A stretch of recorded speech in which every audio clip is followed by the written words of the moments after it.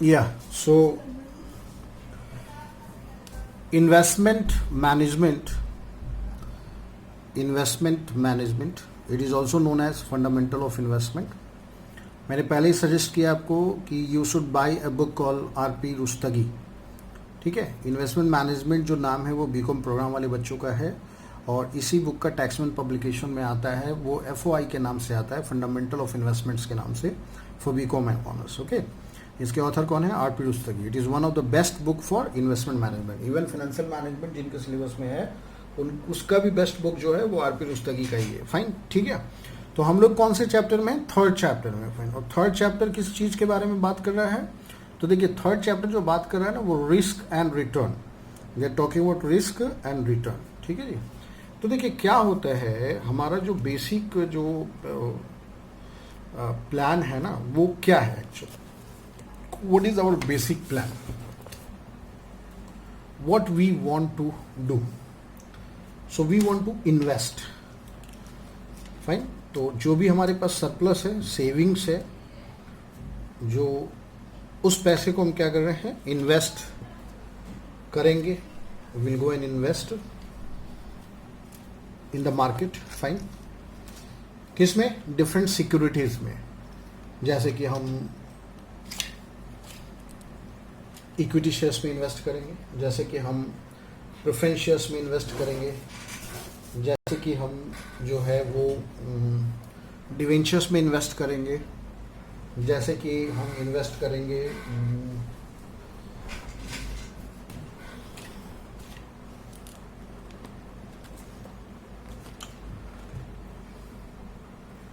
Just minute, आप 1 minute wait करें. Just come, 1 minute wait करें.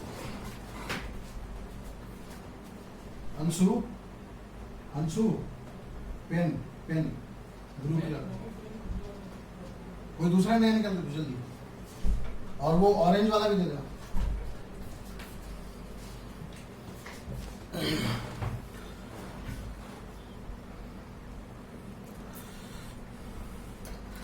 तो हम लोग का जो भी सरप्लस अमाउंट है, भाई वैसे तो है नहीं कि हम 10,000 रुपये कमाएंगे तो 10,000 का सारा कंज्यूम कर देंगे.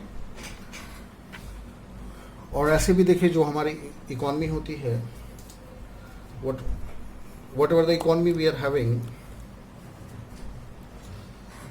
तो जो डेवलप कंट्री की इकॉनमी है,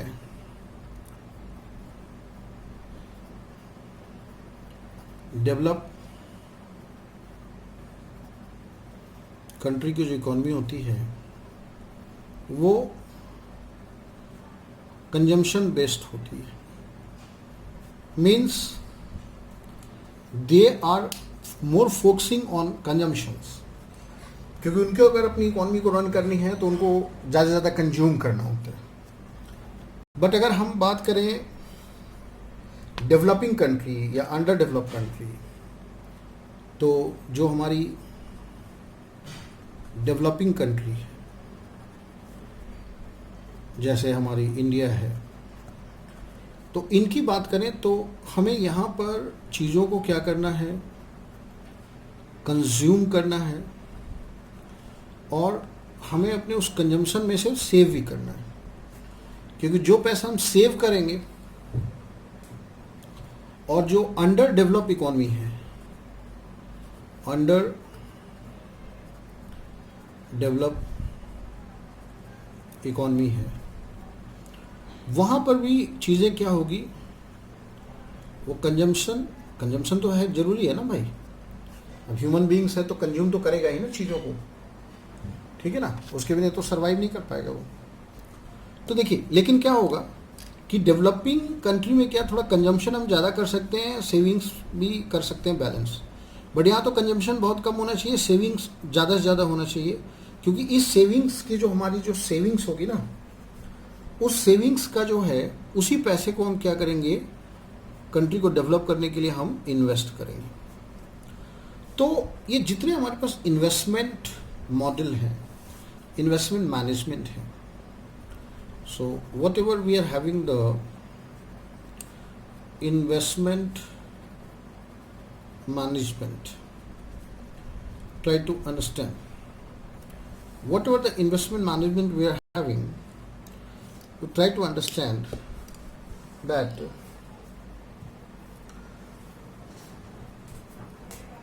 in different form of securities we are going to invest.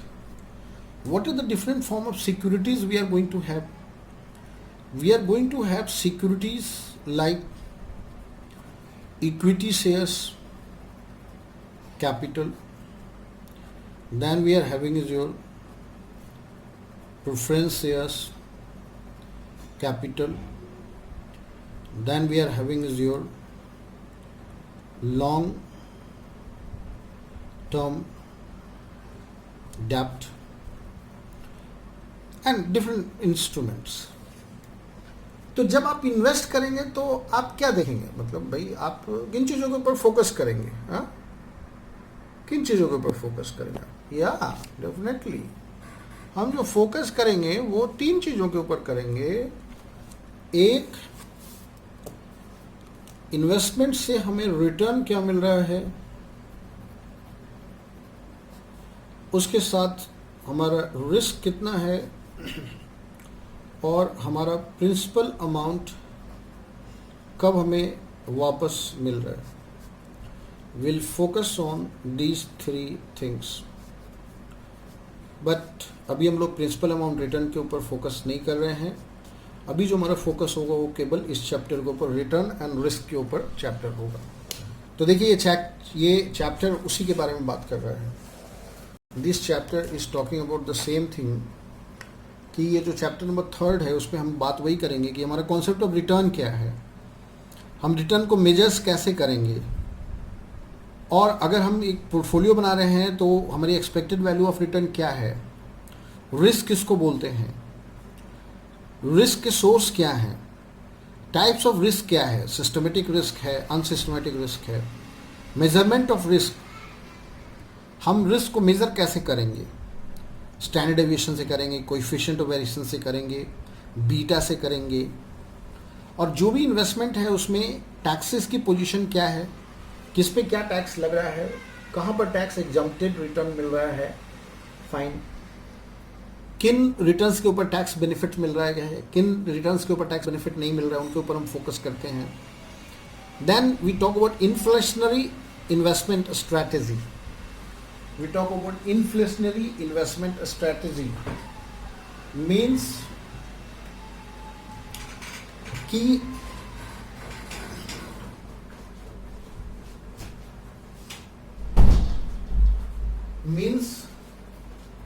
कि हमें रिटर्न तो मिल रहा है, बट उसके साथ साथ इन्फ्लेशन कितना है, that is also we have to measure. पता चले कि 6% कमा रहे हैं, पता चले कि 6% कमा रहे हैं और 10% का इन्फ्लेशन है, तो पॉकेट में आ कुछ नहीं रहा है, बल्कि -4% हो रहा है. तो ये सब चीज़ें हमारे इस चैप्टर का फोकस है. सो देखिए, सबसे पहले जो हम लोग के पास बात आता है, that is about the calculation of the return. Fine. और कैलकुलेशन ऑफ रिटर्न के ऊपर जो फॉर्मूला हम यूज़ करते हैं वो हमारा होता है कि इक्विटी शेयर्स के लिए कि प्राइस एट करंट प्राइस क्या है, प्राइस एट बेस टाइम क्या है, उस पूरे टाइम पीरियड में हमें डिविडेंड कितना मिला है, और हमारा बेस प्राइस ऑफ शेयर क्या है. So we go and calculate the rate of the return from the investment. We take the market price at the time 0, we take the market price at the time 1, और हमें cash dividend कितना मिला है. मतलब कि जैसे क्या हुआ, मतलब जैसे कि हमें जो है कुछ डिविडेंड मिल गया, और उस पीरियड में हमारा क्या हुआ, कुछ शेयर प्राइस हमारा इंक्रीज कर गया. फाइन. तो वो टोटल हमने ऐड अप कर लिया, तो वो हमारा रिटर्न हो गया, और उसका हमने परसेंटेज निकाल लिया. फाइन. तो देखिए यहाँ पर एक क्वेश्चन के बारे में डिस्कस कर रहा है. क्या क्वेश्चन के बारे में डिस्कस कर रहा है कि grow more limited is evaluating the rate of return on 2 of its assets. और देखिए, मैं फिर बोल रहा हूँ कि ये मैं बुक के साथ पढ़ा रहा हूँ, और मैं सजेस्ट कर रहा हूँ, कोई कॉपीराइट इश्यूज नहीं है. मैं सजेस्ट कर रहा हूँ कि आप इस बुक को खरीद लें और इसको लाइन बाय लाइन आप घर में पढ़ें. और आपका कोई डाउट है तो आप उस डाउट को कमेंट्स में पूछ सकते हैं, मेरे व्हाट्सएप नंबर पे पूछ सकते हैं, फाइन। बट आप बुक जरूर खरीदें, ये ना सोचें कि बस वीडियो देख देख के जो है हमारा बुक ना खरीदने का काम हो जाएगा, वैसा ना सोचें आप, ठीक है ना। तो देखिए यहाँ पे क्या करें, क्या grow more limited evaluating the rate of the return on two of his assets, assets 1 and 2. Asset 1 was purchased a year ago for 4 lakhs. Since that it had generated cash inflows of 16,000. और अभी उसकी market price बढ़ के देखिए 4,30,000 हो गया। तो क्या हुआ, 16,000 का तो आपको डिविडेंड मिल गया, हाँ नहीं बाहर जाओ, 16,000 का तो हमको डिविडेंड मिल गया, और 4 लाख का जो शेयर प्राइसेस है ना वो बढ़कर 4,30,000 हो गया। तो हमको उधर भी तो फायदा हुआ ना, 30,000 का कैपिटल गेन हो रहा है ना। तो 30,000 वो और 16,000 वो कितने हो गए हमारे, 46,000 हो गए। 46,000 अपन 4 lakh into 100 comes to 11.5%। In the same position हमने एसेस 2 परचेज किया, फाइन, वो हमने क्या किया, 2,40,000 का परचेज किया। बट वहाँ पर क्या हुआ कि वो टाइम पीरियड में वो वैल्यू गिर गया, 2,36,000 हो गया। मतलब हमारा जो वैल्यू में 4,000 का लॉस हो रहा है, समझ रहे हैं। और फिर यहाँ पर डिविडेंड हमारे पास आ गया इनफ्लो 34,000 रुपीज़ का, divided by 2,40,000, so this comes to 12.5%। So इस तरीके से इसका रिटर्न जो है वो कैलकुलेट हमने कर लिया, ओके। तो ये चीज़ हमारे पास होता है, फाइन। तो अब हम आपको बताते हैं कि देखिए, ये हमने पिछले क्लास में भी आपको बताया था कि एक इन्वेस्टमेंट मैनेजमेंट हम पढ़ रहे हैं, और इसमें हम पढ़ रहे हैं पोर्टफोलियो मैनेजमेंट के बारे में। पोर्टफोलियो में हम क्या करते हैं कि हम एक प्रिंसिपल को फॉलो करते हैं। क्या प्रिंसिपल को फॉलो करते हैं कि don't put all your eggs into one basket. इसका मतलब है कि आप अपने सारे अंडे एक बास्केट में ना रखो, क्योंकि अगर आपका बास्केट गिरेगा तो सारा का सारा अंडा ब्रेक हो जाएगा। तो उसकी बजाय आप क्या करें, आप डिफरेंट बास्केट में रखें। मतलब कि जैसे आपके पास पैसा लगाने के लिए है 10 लाख रुपया, तो आप सारा का सारा 10 लाख रुपए का पूरा एक रिलायंस का शेयर ना खरीद लें, टाटा का ना खरीद लें, मतलब एक कंपनी का ना खरीद लें। क्योंकि अगर उसका प्राइस बढ़ा तो 10 का 20 लाख, और गिरा तो 10 का 0 या 10 का 1 लाख। तो बहुत ज़्यादा उसमें क्या होता है, मतलब एक बहुत ज़्यादा लॉस होने का या प्रॉफिट होने का बहुत ज़्यादा चांस रहता है।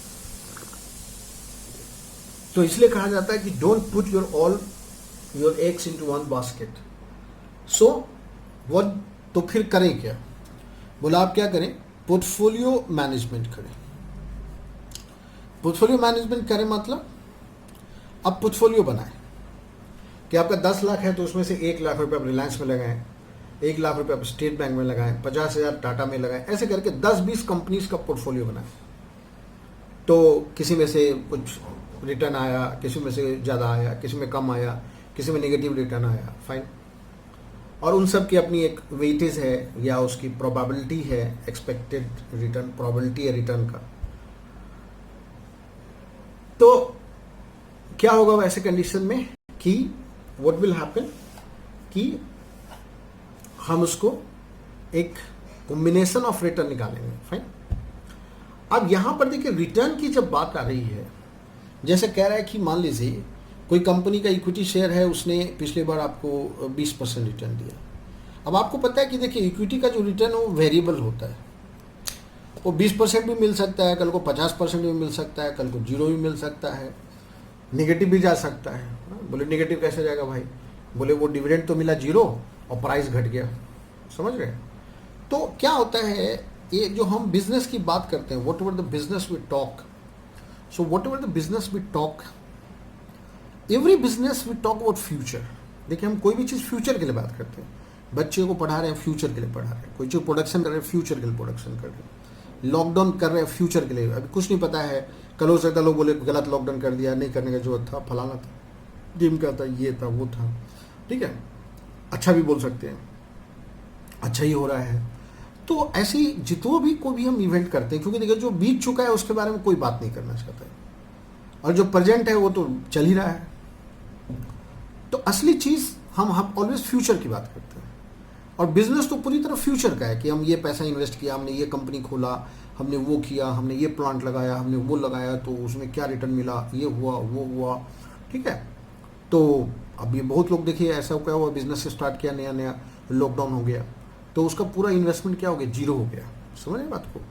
तो वो चीज़ होता है कि जब भी अगर आपसे कोई फ्यूचर, जैसे मान लीजिए आपका कोई एग्ज़ाम दे रहे हैं, आप कोई एग्ज़ाम दे रहे हैं, कोई एग्ज़ाम दे रहे हैं, कोई एग्ज़ाम से आपसे पूछा, आप एग्ज़ाम दे के आया, तो आपसे पूछा कि बेटा आपका कैसा एग्ज़ाम हुआ, तो आपने बोला हाँ ठीक है, मेरा एकदम ठीक एग्ज़ाम हुआ, ठीक एग्ज़ाम हुआ। तो फिर उसने थोड़ा स्पेसिफिक पूछा कि नहीं बताओ कितना परसेंट आने का चांस है। तो आपने इधर हिसाब लगाया, वो लगाया, या कुछ बच्चे क्वेश्चन को सोल्यूशन लिख के फिर वो उसे सोल्यूशन से मिला के फिर वो अपना एस्टिमेट निकालते हैं, और करा के उन्होंने बोला कि मेरे को 70 मार्क्स आने का चांस, 70 मार्क्स आएगा। यहाँ तक सही था। अब उसने क्या बोला कि 70 मार्क्स आने का श्योरिटी क्या है। अब ये बताओ जरा सा कि मतलब तुम कॉन्फिडेंट हो एग्जैक्टली 70 आ जाएगा, तो आप कॉन्फिडेंस वाली मेरे को चीज़ बताओ कि सही में कितना आएगा, बताओ 70 आएगा, 60 आएगा, 40 आएगा। तो जब वो एग्जैक्ट आपसे पूछने की बात करेगा ना, तो आप खुद ही कंफ्यूज हो जाएंगे। अरे 70 भी आ सकता है, 80 भी आ सकता है, 90 भी आ सकता है, हो सकता है 50 आ जाए, ठीक है ना, हो सकता है मार्किंग पैटर्न चेंज हो जाए, हो सकता है, मतलब ये एनीथिंग कैन हैपन। तब आप कहोगे कि देखो जी मेरा जो है ना, वो जैसे अभी रिटर्न की बात करते हैं कि मेरा जो है ना, मेरा रिटर्न कंपनी का 20% आने का जो रिटर्न है ना, प्रोबेबिलिटी वो हो गया 0.15, मतलब 20% आने का 15% चांस है। और 21% अगर हम कमाएं, वैसा होने का प्रोबेबिलिटी है 0.10, और 22% हम कमाएं, उसका आने का प्रोबेबिलिटी क्या है, 0.6 है। मतलब आप क्या करते, प्रोबेबल हो जाते हैं, आप हर चीज़ को अब प्रोबेबिलिटी में बताना शुरू करते हैं, और कोई नहीं बता सकता है फ्यूचर को, कोई प्रिडिक्ट नहीं कर सकता है। अभी लॉकडाउन कब टूटेगा, कब वैक्सीनेशन आएगा, कौन बताएगा, बोलिए। कौन से महीने में आएगा, इस महीने में आने का क्या चांस है, उस महीने में आने का चांस क्या है, इसकी ये कैलकुलेशन है, इसकी ये साइंटिफिक कैलकुलेशन है, ये है वो है, मतलब एग्जैक्ट कोई नहीं बता सकता। तो जब हम कोई चीज़ एग्जैक्ट नहीं बता सकते हैं, तो हम प्रोबेबिलिटी की बात करते हैं। वी टॉक दैट की ओके भाई probability, what is the probability, probable क्या है, वी टॉक अबाउट प्रोबेबल। तो वही चीज़ है, देखिए कि ये जो है ना, ये है एक्सपेक्टेड वैल्यू, इसको हम लोग क्या बोलते हैं, we call it expected value, and it is called as probability. तो हमको निकालना है, मतलब ये जो एक्सपेक्टेड रिटर्न है, तो हमें क्या करना है, इसका एवरेज रिटर्न निकालना है। क्या निकालना है, we have to find out the average return. So average return निकालना है हमें। एवरेज रिटर्न निकालने का मतलब है कि हमें जो है वो एक्सपेक्टेड रिटर्न निकालना है। So we are going to find out the expected return. Expected return is nothing but average return. तो प्रोबेबिलिटी के टर्म्स में इसका देखो जो फॉर्मूला है ना, वो एवरेज रिटर्न का फॉर्मूला क्या होगा, summation i is equal to 1 tends to n p i into x i. काम खत्म। मतलब आप उसकी जो रिटर्न है ना, उसको उसकी प्रोबेबिलिटी के साथ मल्टीप्लाई कर दें। तो आइए यहाँ पर आपका जो है पी आई एक्स आई क्या होगा, पी आई एक्स आई क्या होगा, 20% इसकी प्रोबेबिलिटी 0.15, ये होगा 3%, 21% इसकी प्रोबेबिलिटी 0.1, ये होगा 2.1%, 22% इसकी प्रोबेबिलिटी 0.6, ये होगा 13.2%, 23 इंटू 0.1 ये होगा 2.3%, 24 इंटू 0.05 ये होगा 1.2%। तो हमारा जो एक्सपेक्टेड क्या है, एक्सपेक्टेड जो रिटर्न यहाँ पे जो होगा, जो एवरेज रिटर्न होगा, वो हमारा आ रहा है 21.8%। समझ गए। तो हमारा काम क्या है, what is our work we are having, कि देखो पहले एक्सपेक्टेड रिटर्न निकालो। कोई भी इक्विटी में इन्वेस्ट करने जा रहे हो तो उसका जो रिटर्न होने का जो सिचुएशन है ना, बेसिकली वो बहुत तरह का सिचुएशन है। समझ रहे हो बात को, ठीक है ना। तो उसके हिसाब से उसको प्रोबेबिलिटी के हिसाब से हो गया, ये समझ गया बात को, ठीक है ना। अब आइए, अब आता है कि रिटर्न तो निकल गया भैया, अब रिस्क क्या है? तो देखो, फ्यूचर इज ऑलवेज अनसर्टेन। वो चाहे तुम्हारा कोरोना का फ्यूचर हो, चाहे वो आपका पढ़ाई का फ्यूचर हो, चाहे जॉब का फ्यूचर हो, चाहे बिजनेस का फ्यूचर हो, चाहे बारिश होने का फ्यूचर हो, चाहे गर्मी होने का फ्यूचर हो, किसी भी चीज का जो फ्यूचर है ना, वो ऑलवेज अनसर्टेन होता है। सो इसलिए कहा जाता है कि risk should be differentiated with uncertainty. Risk is divided as a situation where the possible of happening or non-happening of an event can be quantified and measured, while uncertainty is defined as a situation where the possibility cannot be measured. The risk is a situation when probability can be assigned to an event on the basis of the fact and figure available regarding the decision. तो भैया ये source of risk क्या क्या है भाई आपका? क्या क्या, what are the source of risk you are having? And investor is always concern with risk attached. मान लीजिए कोई आपको बोला कि एक काम करो, तुमको बैंक वाला 6% देता है, मैं तुमको जो है ना, तुमको ऐसे 25% रिटर्न दूंगा, ठीक है ना, 30% रिटर्न दूंगा, 50% रिटर्न दूंगा, ऐसा लिख के तुमको दे रहा है। आप क्या करेंगे? जाके उसमें पैसा लगा देंगे?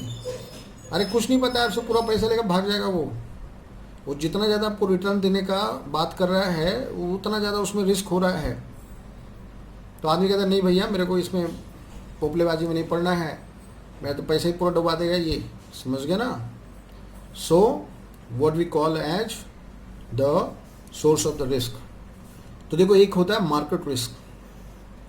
और market price of investment, particularly equity shares में fluctuate widely with in a short span of time, even though the earning of the company are not changing. The reason for this change in the price may be varied. Due to one factor or the other, investor attitude may change towards equity, resulting in the change in the market price. क्या कह रहा है कि market price of investment, particularly equity shares, may fluctuate widely within a short span of time, even though the earning of the company are not changing. क्योंकि उसको दूसरे जो factors हैं ना, वो इनकाउंटर करते रहते हैं। अब देखिए, आज के रेट में पूरा स्टॉक एक्सचेंज का इतना पैसा कम हो गया, ठीक है, इतना पैसा कम हो गया स्टॉक एक्सचेंज का, इतना सेंसेक्स नीचे आ गया, रिलायंस का इतना वैल्यूएशन कम हो गया। कंपनी तो वही है, कंपनीज आर रनिंग मोर और लेस सेम प्रॉफिट, हो सकता है कुछ प्रॉफिट कम हो सकता है, बट क्या हुआ? Change in the market price causes the return from the investment to vary, and this is known as the market risk. The market risk refers to the variability in the return due to change in the market price of investment. Market risk appears because of the reaction of the investor to the different event, and these are the different social, political, economic, ये बहुत सारा factor होता है, national, international politics, market psychology, हाँ ठीक है ना, लोग बेच रहे हैं इसलिए लोग, बाकी लोग भी बेचने लगते हैं, ऐसा होता है। उसके बाद दूसरा फैक्टर क्या है? इंटरेस्ट रेट रिस्क है कि interest rates on the risk free government securities and the general interest rate level are related to each other. If the risk-free rate of interest rises or falls, the rate of interest on other bond securities also rises.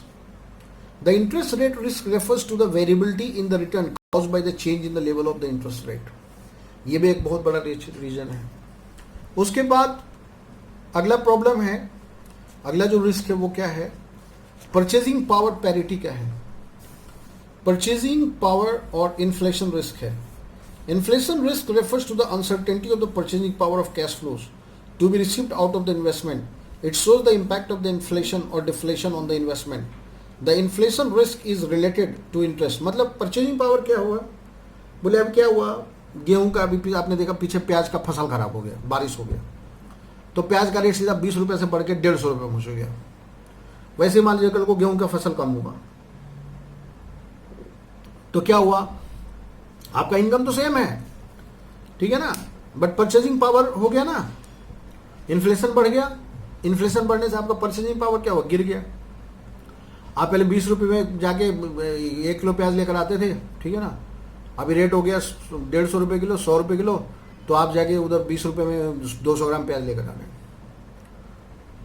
तो ये हो गया आपका, ठीक है ना। Then next आपके पास क्या है, what the next you have, next you have is your the business risk. The business risk refers to the variability to in the income of the firm and expected dividend therefrom resulting from the operating condition in which the firm had to operate. For example, if the earning or dividend from a company are expected to increase say by 6%, however the actual increase is 10 or 2%, the variation in the actual earning than the expected earning refers to the business risk. Then we have the financial risk. Financial risk refers to the degree of the leverage or degree of the debt financing. अब आपने क्या किया, ज़्यादा loan ले लिया, अब क्या हुआ, कंपनी तो चल रही है लेकिन कंपनी का ऑपरेटिंग प्रॉफिट कम हो गया है और आपका मैक्सिमम जो ऑपरेटिंग प्रॉफिट है ना वो उसको देने में जा रहा है. किसको देने में जा रहा है, वो किसको देने में जा रहा है, वो उसको पे करने में जा रहा है, इंटरेस्ट में जा रहा है. तो it is called financial risk. या फिर हो सकता है रेट ऑफ इंटरेस्ट बढ़ गया आपका. So the presence of the interest payment brings more variability in the earning availability for the equity shares. Fine, it is called the financial leverage. तो ये सब डिफरेंट टाइप्स ऑफ रिस्क होता है. अब ये जो हमने रिस्क देखा ना, इन रिस्क को हम क्या कर सकते हैं, क्या कह रहे हैं, देखिए कह रहा है कि देखो types of risk, out of the 5 source of the risk in the investment is first 3 source. Market risk, interest rate risk and inflation risk are external to the firm and cannot be controlled, and these are the all pervasive in the nature and affect all the firms. On the other hand, the last 2 sources of the risk, business risk and the financial risks, are controllable and internal to a particular firm. तो जो भी देखिए हमारा जो उसमें से risk है उसको हमने क्या किया, 2 पार्ट में डिवाइड किया, एक सिस्टमेटिक रिस्क, एक अनसिस्टमेटिक रिस्क. अब देखिए सिस्टमेटिक रिस्क क्या है. Systematic risk refers to that portion of the variation in return which is caused by the factor affecting all the firm. अब ये कोरोना है, ये क्या हो गया, ये सिस्टमेटिक रिस्क हो गया क्योंकि ये हर कंपनी को, हर फर्म को अफेक्ट कर रहा है. ये पर्टिकुलर सिचुएशन ऐसा नहीं कि 2 कंपनी को डाउन कर रहा है, 2 कंपनी को अप कर रहा है, नहीं. इट इज बिकम, जैसे आपका मार्केट में मनी सप्लाई का प्रॉब्लम हो जाए, इन्फ्लेशन हो जाए, इकोनॉमिक रिसेशन हो जाए, interest rate policy of the government हो जाए, पॉलिटिकल फैक्टर हो जाए, क्रेडिट पॉलिसी हो, टैक्स रिफॉर्म्स हो, एक्सेट्रा वगैरह, ये जो पेंडेमिक हो गया, इसको पेंडेमिक जो बोल रहे हैं, तो ये क्या है, systematic, it is affecting all the firm. So these are the factors which affect almost all the firm. The effect of this factor is to cause the price of all the security to move together. मतलब इसमें क्या होगा कि index गिरेगा 25%, तो लगभग हर company का share का रेट 25% लगभग नीचे आ जाएगा. और दूसरा हमारा जो रिस्क है वो है unsystematic risk. The unsystematic risk represent the fluctuation in return from an investment due to factor which are specific to the particular firm and not the market as a whole. मतलब जैसे समझिए क्या हुआ कि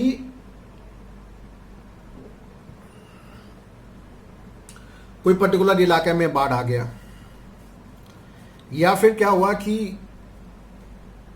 government ने कुछ decisions ले लिए कि पॉल्यूशन वाली इंडस्ट्री को बंद करना है, या कुछ ऐसा हुआ कि कंज्यूमर ने, जैसे गवर्नमेंट ने अनाउंस कर दिया कि हम सिंगल यूज प्लास्टिक बैन कर दें, तो सिंगल यूज प्लास्टिक बैन हो गया, तो सिंगल यूज प्लास्टिक बनाने वाली कंपनियां जो भी थी उनका दुकान बंद, क्योंकि गवर्नमेंट ने बैन लगा दिया. ठीक है, पोल्यूशन फैलाने वाली फैक्ट्रियां मेट्रोज में नहीं रहेगी, उनको बैन कर दिया. ठीक है, so these factors are same which are responsible for business risk और financial risk. These factors are largely independent of the factors affecting market. Since these factors are unique to a particular firm. या जैसे बात हुई कि अब कोई एक company है, नॉर्मल लोन लेने का रेशियो है 2:1 और वो कंपनी क्या कर रही है 3:1, 4:1, 5:1, 6:1 लेवरेज बढ़ाई जा रही है. हाँ, तो क्या होगा, देखिए मुकेश अंबानी का एक कंपनी था रिलायंस और अनिल अंबानी का कंपनी था ADAG ग्रुप. जब इनकी वैल्यूएशन हुई थी, वो वैल्यूएशन थी 1.5 लाख करोड़ रुपए की.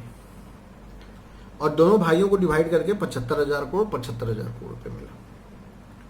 मुकेश अंबानी ने अपने 75,000 करोड़ रुपए के बिजनेस को प्रॉपर तरीके से, प्लान तरीके से उसको उन्होंने रीऑर्गेनाइज किया, क्योंकि वो पहले 1.5 लाख करोड़ का बिजनेस को मैनेज कर रहे थे, अभी आधा हो गया, तो उन्होंने वो सब आधा 75% छोड़ा, बाकी 75% को रीऑर्गेनाइज किया, उसको स्ट्रॉन्ग किया और उसके ऊपर काम करने लगे। अनिल अंबानी को क्या लगा कि अरे बिजनेस में तो कुछ नहीं है, तो इट इज वेरी इजी, ये वाला बिजनेस से खड़ा कर दो, उधर प्रॉफिट आने लगेगा, ये वाला इधर लोन ले लो, एक और खड़ा कर दो, उधर से प्रॉफिट आने लगेगा, इधर एक और लोन ले लो, इधर एक और बिजनेस खड़ा कर दो, उधर से प्रॉफिट आने लगेगा। उन्होंने क्या किया, ऑलरेडी जब डिस्ट्रीब्यूट हुआ तो उनके पास रिलायंस कैपिटल और Reliance money, Reliance power, Reliance energy और रिलायंस कम्युनिकेशन, ये 4-5 कंपनी थी। अब एक तो 4-5 कंपनी के एक्सपेंशन में भाई ये लोन और ले लो, फाइनेंस कर लो, गारंटी बिल्ड कर लो, ये कर लो, ठीक है, ये उस पर सिक्योर कर दो और इसको बढ़ाओ, ये इधर एक प्लांट एक्स्ट्रा बढ़ाओ, उधर दूसरा बढ़ाओ, इधर पावर में 2 प्लांट बढ़ाओ, उधर इंफ्रास्ट्रक्चर में बढ़ाओ, उधर रिलायंस कैपिटल के फर्में खोलो और वो करो। और उसके बाद उन्होंने क्या किया, रिलायंस सीमेंट लॉन्च कर दिया, ठीक है, रिलायंस स्टील लॉन्च कर दिया, मतलब हर दूसरे दिन एक नई कंपनी लॉन्च कर रहे हैं और उसमें पैसा लगा रहे हैं और जाके बैंक से लोन ले रहे हैं।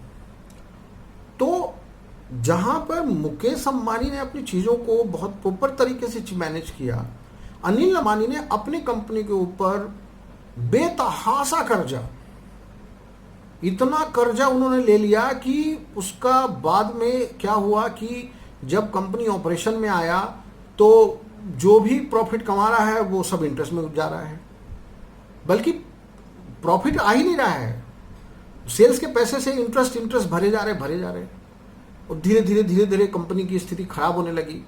पहले एक कंपनी दिवालिया हुई, फिर दूसरी दिवालिया हुई, फिर तीसरी दिवालिया हुई। अब क्या हुआ, आज मुकेश अंबानी की जो वैल्यूएशन है वो $49 बिलियन की वैल्यूएशन है बिजनेस की, और अनिल अंबानी की वैल्यूएशन गिरकर $1 बिलियन के ऊपर आ गई। फाइन, तो ये क्या हुआ, ये आपकी कंपनी ने रिस्क लिया, तो आप इतने बड़े ग्रुप होकर भी आपका दुकान बंद हो रहा है। JP associate, JP cement, JP power, उन्होंने के वही प्रॉब्लम क्रिएट किया। बट आप देखिए आदित्य बिरला ग्रुप, कितना पुराना कंपनी है वो, बिल्डर्स का, कितना प्लानिंग से वो काम करते हैं और वो हर काम के ऊपर मेहनत करते हैं और बहुत तरीके से, मतलब 2-5 साल में कोई नया प्रोजेक्ट आता है उनका, क्योंकि वो जो प्रॉफिट कमाते हैं फिर वो बहुत सारा प्रॉफिट रिजर्व रखते हैं, वो ऐसे, तो वो क्या है, वो अनसिस्टमेटिक रिस्क है, वो केवल आपके फर्म के साथ है। एंड दिस फैक्टर में ऑल्सो भी called firm specific and these affect one firm without affecting the other. तो इसमें क्या होगा, जो फर्म डिसीजन अच्छा लेगा उसका सब कार्यक्रम सही चलेगा, और जो डिसीजन नहीं लेगा अच्छा, अब किंगफिशर एयरलाइंस देखिए क्या किया उसने, बोला कि जब मुझे स्टार्ट करना है, किंगफिशर एयरलाइंस से स्टार्ट हुआ तो उसी समय पे गो एयर भी स्टार्ट हुआ, इंडिगो भी स्टार्ट हुआ। गो एयर ने अपने केवल 4 एयरक्राफ्ट के साथ बिजनेस ऑपरेशन स्टार्ट किया और उन्होंने कहा कि नहीं भैया, मेरे को अभी ज़्यादा मचमच नहीं करना है, मेरे को बस मुंबई दिल्ली, दिल्ली कलकत्ता, कलकत्ता चेन्नई, चेन्नई, ये बस मेरे को इसी रूट पे चलाना है, मेरे 4 एयरक्राफ्ट है, मेरे को ये पैन इंडिया नहीं करना है। लेकिन जब विजय मल्ल्या ने अपनी कंपनी लॉन्च की तो उसने क्या किया, उसने बोला नहीं मुझे पैन इंडिया करना है। बोले पैन इंडिया के लिए तो भैया 70 एयरक्राफ्ट चाहिए। बोले कोई दिक्कत नहीं, ठीक है, एक काम करो, हमने इतना कैपिटल लगाया, इसमें से पहले 10 एयरक्राफ्ट खरीद लो। अब क्या करो, 10 एयरक्राफ्ट लोन पे ले लो और 30 एयरक्राफ्ट किराए पे ले लो, 50 एयरक्राफ्ट हो गई। ऑल इंडिया में एक साथ सारे इंडिया में ऑफिस खोलो, हर जगह पे एयरपोर्ट पे अपने हैंगर रखो, ठीक है ना, और एम्प्लॉय हजारों हायर कर लो, ठीक है, और पूरे इंडिया का ऑपरेशन एक साथ स्टार्ट करो। अब रेवेन्यू आ तो रहा था उसका, देखिए किंगफिशर एयरलाइंस की कहानी सुनेंगे तो आप दंग रह जाएंगे कि वो एक दिन ऑपरेशन अपना चलाता था पहले साल में और उसको 4 करोड़ रुपए का लॉस होता था। मतलब सारा दिन आपने अपने हवाई जहाज को चलाया और पॉकेट से आपने इंटरेस्ट और तेल के नाम पे 4 करोड़ रुपए आपने भर दिए। और मैनेजमेंट क्या रिपोर्ट कर रही है विजय मल्ल्या जी को भी, सर ये तो 3 साल लगेगा ब्रेक इवन होने में सर, आप समझे इस बात को, ये है वो है।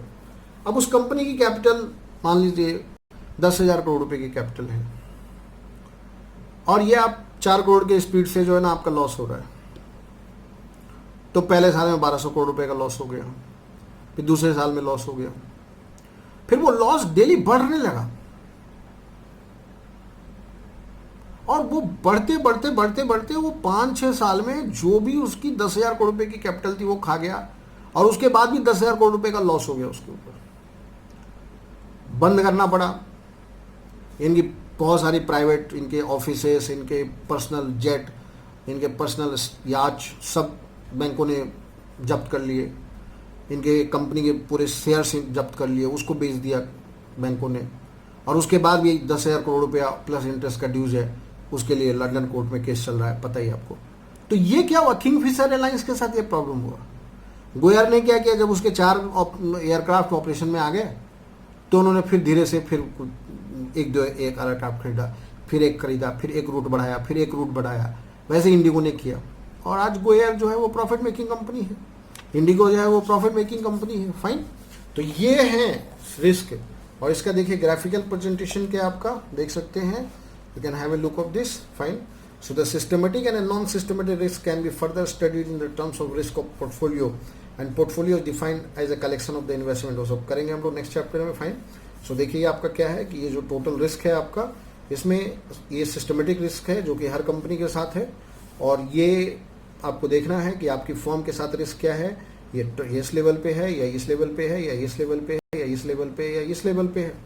अब मान लीजिए कोई कंपनी वो कह रही नहीं मैं तो गोयर हूँ जी, मैंने तो जी 1,000 करोड़ रुपया लगाया है जी, मैंने उसमें से जी 4 एयरक्राफ्ट खरीदे हैं और हमने 50 स्टाफ रखे हैं, और तो उसका रिस्क क्या है, बिल्कुल एकदम यहाँ पे छोटा लेवल का रिस्क है। ठीक है, तो ये है इसका difference, systematic risk and unsystematic risk. ठीक है जी। अब हम रिस्क को मेजर कैसे करते हैं, how we measure the risk. तो देखिए जी, रिस्क को जो मेजर करने का जो फॉर्मूला है ना वो स्टैंडर्ड डेविएशन होता है। रिस्क को मेजर करने का जो फॉर्मूला है वो क्या होता है, स्टैंडर्ड डेविएशन। मतलब ऐसे तो रिस्क बहुत तरीके से मेजर होता है, बट जो बेस्ट होता है वो होता है, जो मेजरमेंट ऑफ रिस्क होता है जो बेस्ट होता है वो होता है स्टैंडर्ड डेविएशन। ठीक है, सो आए देखें आप, so we talk about the standard deviation. तो यहाँ पर क्या है, this is the format of the standard deviation. Fine, so it is called summation I tends to 1 to tends to n probability x minus r बार, ये उसकी mean value है, square, ये इसका फॉर्मूला है। अब इसको आप निकालेंगे कैसे, तो देखिए इसको निकालने के लिए हम एक एग्जांपल लेते हैं। So we are having the x, we are having the 20%, 21%, 22%, 23%, 24%. So this is what we are having the return. Then we are having the probability. Probability क्या थी इसकी, 0.15 थी, 0.10 है, 0.60, वही जो अभी क्वेश्चन हमने किया, 0.10 एंड 0.05। हमने ऑलरेडी देखिए एक्सपेक्टेड वैल्यू निकाला हुआ है, तो हमारी जो एक्सपेक्टेड वैल्यू आई है इसकी वो क्या है देखिए, तो हमारी जो एक्सपेक्टेड वैल्यू इसकी आई है वो है 21.80%। तो अपने को अगला काम क्या करना है, what we are going to do the next, तो नेक्स्ट हमको इसका डेविएशन निकालना है। ये जो x माइनस जो r बार है, x माइनस जो r बार है, इसका जो स्क्वायर है, तो ये आपका है x और ये है आपका एक्सपेक्टेड रिटर्न।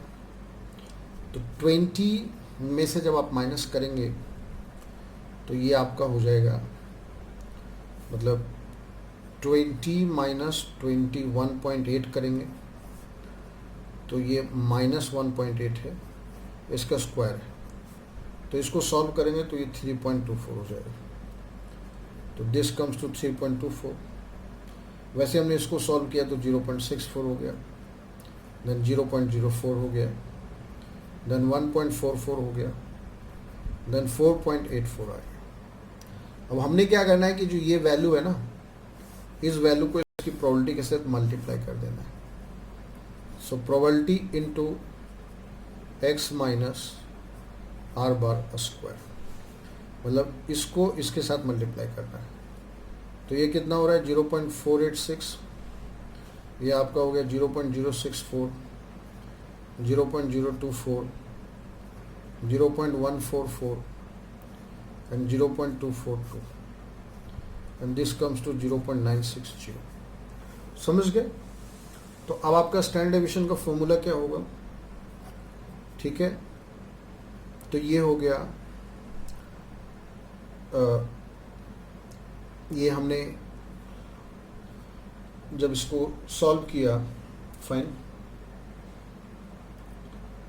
तो 0.96 इसका रूट अंडर है, यह आपका 0.9798% आ गया।